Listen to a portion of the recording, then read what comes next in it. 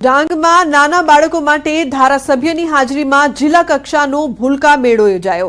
વઘઈના કૃષિ મહાવિદ્યાલયના auditorium hall ખાતે સમગ્ર આયોજન કરાયું હતું। આ પ્રસંગે ડાંગના ધારાસભ્ય વિજય પટેલ પણ ખાસ ઉપસ્થિત રહ્યા હતા। આ કાર્યક્રમમાં બાળકોની સુષુપ્ત શક્તિઓને ખીલવવા માટે અને વાલીઓમાં નાના બાળકોના વર્તનની સમજ અને જાગૃતિ અંગે જાણકારી અપાઈ।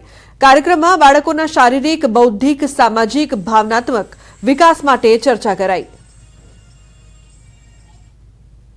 જે કાર્યક્રમો કર્યા હતા અમારા નાના નાના ડાંગના બાળકો હતા એ લોકોએ વાર્તા, અભિનય ગીત, વેશભૂષા અને આંગણવાડી બહેનોએ પણ જે નાટક રજૂ કર્યું, ખરેખર એના દ્વારા ઘણી બધી પ્રેરણાઓ અમને બધાને વાલીઓને પણ મળી છે।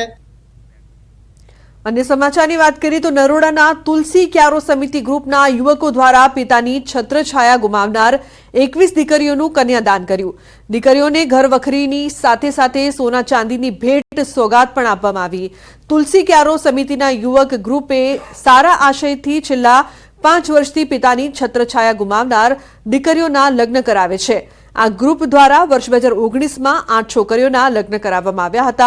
आ वर्षे पण तुलसी क्यारो समिति समूह लग्न ग्रुप द्वारा माता अथवा पितानी छत्रछाया गुमावनार तमाम ज्ञातिनी 21 जेटली दीकरीओना लग्न कराव्या हता।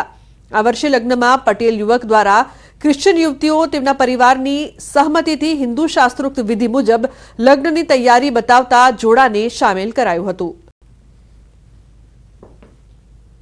जेना बाप ना होय एनुं शुं तो आश्रयથી આ એક વિચાર આવ્યો હતો। ત્યારબાદ અમે સૌપ્રથમ કોરોના વખતે કરેલું ત્યારે 8 જોડા હતા અને એ કર્યા પછી અમને લાગ્યું કે ભાઈ ના આ બહુ સારું કામ છે અને જે મનને શાંતિ મળે છે એ મળી અને ત્યારબાદથી અમે ચાલુ કર્યું છે। પહેલા વર્ષે 8 હતા, ત્યારબાદ દર વર્ષે 21 જોડાનું અમે કરાવીએ છીએ।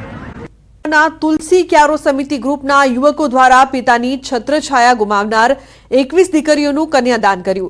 दीकरीओने घर वखरीनी साथे साथे सोना चांदीनी भेट सोगात पण आपवामां आवी। तुलसी क्यारो समितिना युवक ग्रुपे सारा आशयथी छेल्ला 5 वर्षथी पितानी छत्रछाया गुमावनार दीकरीओना लग्न करावे छे। आ ग्रुप द्वारा वर्ष 2019 में 8 छोकरीओना लग्न कराववामां आव्या हता। आ वर्षे पण तुलसी क्यारो समिति समूह लग्न ग्रुप द्वारा माता अथवा पितानी छत्रछाया गुमावनार तमाम ज्ञातिनी 21 जेटली दीकरीओना लग्न कराव्या हता। आ वर्षे लग्નમાં पटेल युवक द्वारा क्रिश्चियन युवतीओ तेमना परिवारनी सहमतिथी हिंदू शास्त्रोक्त विधि मुजब लग्ननी तैयारी बतावता जोड़ाने शामिल करायुं हतुं। जेना बाप ना होय एनुं शुं तो आश्रयથી આ એક વિચાર આવ્યો હતો। ત્યારબાદ અમે સૌપ્રથમ કોરોના વખતે કરેલું ત્યારે 8 જોડા હતા અને એ કર્યા પછી અમને લાગ્યું કે ભાઈ ના આ બહુ સારું કામ છે અને જે મનને શાંતિ મળે છે એ મળી અને ત્યારબાદથી અમે ચાલુ કર્યું છે। પહેલા વર્ષે 8 હતા, ત્યારબાદ દર વર્ષે 21 જોડાનું અમે કરાવીએ છીએ। તો ગિરનારના અંબાજી મંદિરની ગાદીનો વિવાદ ચાલી રહ્યો છે ત્યારે સમગ્ર મામલે રાજકોટની ગોકુલ હોસ્પિટલનું નિવેદન સામે આવ્યું છે।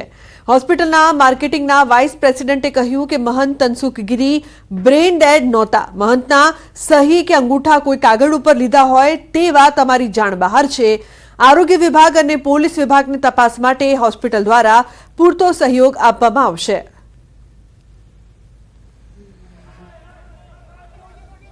જે વાત છે કે બ્રેઇન ડેડ હતા એ વાત તદ્દન ખોટી છે। એ જે કોઈ એ આક્ષેપો કરે છે એ વાહિયાત અને પાયાવિહોણા છે।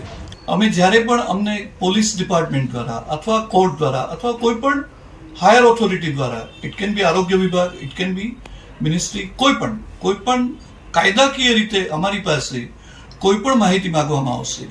It can be CCTV, it can be medical record, we are ready to provide.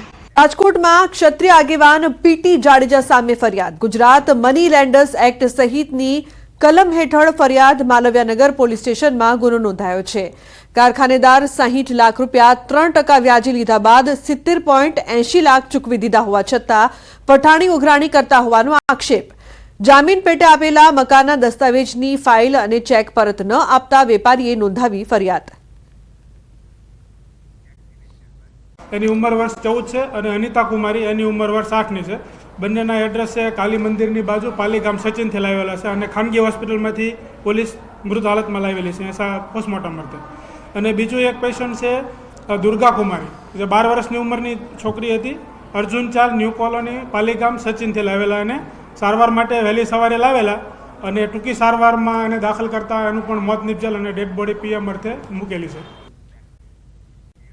અન્ય સમાચારની વાત કરીએ તો સુરતમાં 3 બાળકોના શંકાસ્પદ મોત. સુરતના પાલી ગામમાં 3 બાળકોના શંકાસ્પદ મોત થયા. આઈસ્ક્રીમ ખાધા બાદ મંદિર પાસે તાપણું કર્યું હતું. બાળકોને ઉલટી થતા સૌપ્રથમ નજીકની ખાનગી ક્લિનિક અને ત્યારબાદ વધુ સારવાર અર્થે નવી સિવિલ ખસેડાયા હતા, જ્યાં 4 પૈકીના 3 બાળકોના મોત નિપજ્યા. હજુ એક બાળકની હાલત ગંભીર બતાવવામાં આવી રહી છે. 3 બાળકોના શંકાસ્પદ મોતના પગલે પરિવારમાં શોકનું મોજું ફરી વળ્યું છે. મોતનું કારણ અકબંધ. બાળકોના મોત આઈસ્ક્રીમ ખાવાથી થયા કે તાપણાના ધુમાડાથી તેની ખાતરી પીએમ રિપોર્ટ બાદ જ થશે.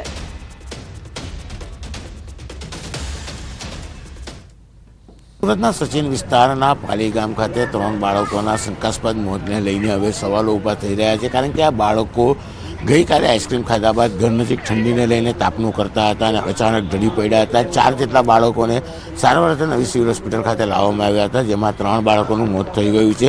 પરિવાર આપણી સાથે છે, સીધા આપણે એની સાથે વાત કરીશું. भैया आपका नाम? राम पड़ोस में होता है। पूरी घटना क्या हुई थी? 3 बच्चों के साथ? 3 को नहीं मैं जाना, सिर्फ जी अपना बच्चा को लेकर घूमना, हम अकेले हम लेके गए थे।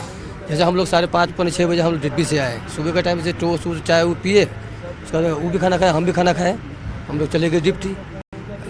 बच्चों से भी चाय वो पिया, सब अपना टोस्ट खाया, उसका पता नहीं खाना वाना खा गए, सब अपना वो खेलने कूदने लगा। तो हम लोग चले गए डिप्टी, हम उसका हम देखे नहीं से क्या हुआ नहीं हुआ।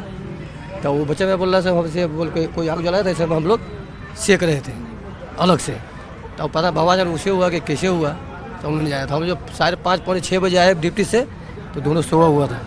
तो हमने क्या हुआ बेटा, से क्या सोया हुआ है, 6 बजने जा रहा है, सुबह हुआ इस टाइम।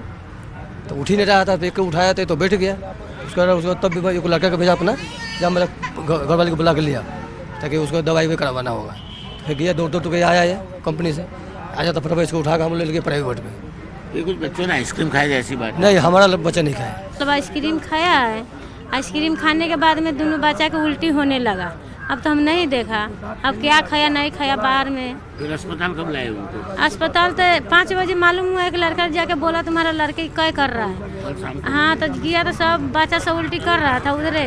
आइसक्रीम खाया था तो डेट हो गया वो, तो मैं ढूंढा कि मेरा बच्चा एक और कहाँ है, तो बोलते सोया है। मतलब क्या हो गया उसका? कल शाम को हुआ? हाँ कल शाम को हुआ। फिर अस्पताल कब लाए? हॉस्पिटल में गया मैं 10 बजे रात को? हाँ रात को। अभी कितने बच्चे की डेट हो गई? अभी 3 बच्चा को डेट हुआ है। 3 બાળકોને સારવાર અર્થે સિવિલ લાવ્યા બાદ તેમનું મોત થતાં હવે તેમના પીએમ કરવામાં આવશે. પીએમ રિપોર્ટના આધારે વધુ તપાસ કરવામાં આવશે. પણ પ્રાથમિક તબીબોની વાત માનીએ તો બાળકોને જે તાપનું કરતા હતા અને તાપણાનો ધુમાડો શરીરમાં જતા બેભાન થઈ ગયા હતા, તેને લઈને કદાચ મોત થયા હોવાની આશંકા અથવા તો કહી શકાય કે પ્રાથમિક તપાસમાં સામે આવી રહ્યું છે. જોકે જે ઘટના બની છે, પહેલાં બાળકોએ આઈસ્ક્રીમ બી ખાધો હતો, એટલે કે બંને મુદ્દા ઉપર પોલીસે તપાસ શરૂ કરી છે. પણ પીએમ રિપોર્ટ આવ્યા બાદ જ સાચું કારણ ખબર પડશે. કેમેરામેન ભરત બ્રહ્મભટ્ટ સાથે કીર્તેશ પટેલ, ન્યૂઝ 18 ગુજરાતી, સુરત. એજન્ટો બનેલા શિક્ષકો સામે પગલાં લેવાશે. ફરિયાદ થશે તો આવા શિક્ષકો સામે પગલાં લેવાશે.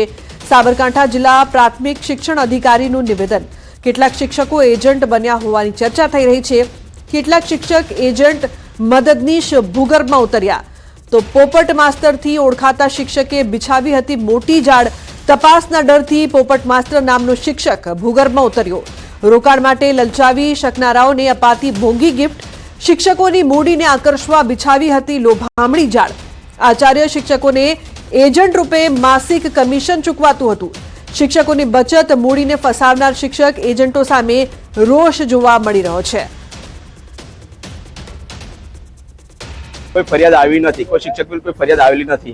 જિલ્લામાં 6,500 શિક્ષકો કામ કરે છે. જ્યાં સુધી કોઈ વ્યક્તિગત શિક્ષક વિરુદ્ધ ફરિયાદ ના આવે ત્યાં સુધી કોઈ કહેવું કે ભાઈ એજન્ટ તરીકે કામ કરેલું છે એ કઠિન વસ્તુ છે. એટલે ફરિયાદ આવે તો ફરિયાદના આધારે તપાસ કરાવી અને એ તપાસની અંદર ફલિત થશે તો શિસ્ત વિષયક નિયમો અનુસારની કાર્યવાહી કરવામાં આવશે. શિક્ષણ સામે આ પ્રકારની કોઈ પણ ભૂમિકા જો ભજવેલી હશે અને તપાસની અંદર ફલિત થશે તો એના વિરુદ્ધ શિસ્ત વિષયક કાર્યવાહી કરવામાં આવશે.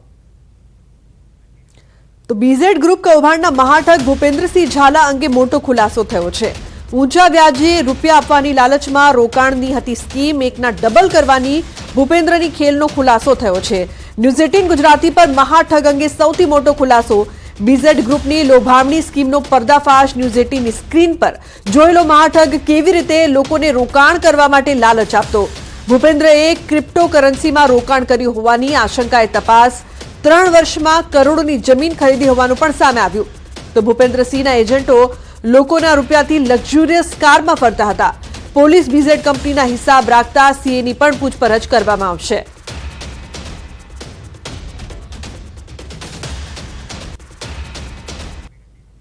તો કરોડોના કૌભાંડી મહાઠગ ઝાલાના દિવસે ને દિવસે તેના નવા કારનામા ખુલી રહ્યા છે.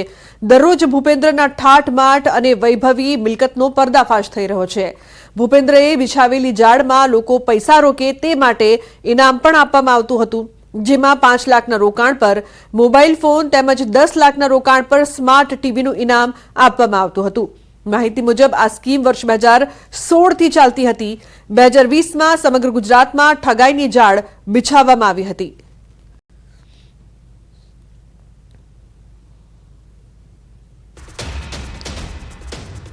તો બીઝેડ ગ્રુપના કૌભાંડો અને અય્યાશીનો વિડીયો વાયરલ. આરોપી મયુર દરજીનો અય્યાશીનો વધુ એક વિડીયો વાયરલ થયો છે. મયુર દરજી બીઝેડ ગ્રુપ સાથે એજન્ટ તરીકે કામ કરતો હતો, રોકાણકારોને શોધીને લાવતો હતો અને બદલામાં મુખ્ય સૂત્રધાર ભૂપેન્દ્ર ઝાલા તેને મોંઘી ગિફ્ટો આપતો. મયુર દરજી સહિત કેટલાકનો વિદેશ યાત્રાનો વિડીયો. રોકાણકારો સાથે આરોપી માલદીવ બાલીના પ્રવાસે હતો. વિડીયોમાં આરોપી મયુર વિદેશ યાત્રા અંગે બોલતો હતો. બીઝેડના આશીર્વાદથી 2 વખત વિદેશ યાત્રા કરી. રોકાણકારો પણ સાથે હોવાનો મયુરનો દાવો હતો. ભૂપેન્દ્ર ઝાલાના પરિવારજનો પણ સાથે હોવાનો દાવો કરવામાં આવ્યો હતો. અત્યારે હું બાલીના મોલમાં આવી ગયો છું. મેં મોલમાં વાઈફાઈ કનેક્ટ કરી લીધું છે અને અહીં ગાડી મારે 10:48 થયા છે. આ બેને મને વાઈફાઈનો પાસવર્ડ આપી વાઈફાઈ કનેક્ટ કરી લીધું છે. જોડે અત્યારે મારી જોડે 26 લાખ રૂપિયા છે. તો હું ખરીદી કરું છું. હું થોડું બતાવવા જઈશ કે બીજેડ જોડે જોડાઈને હું માલદીવ્સ પણ ગયો અને અત્યારે બાલી પણ આવ્યો છું. આ એક બીઝેડ સીઈઓની પ્રેરણા છે.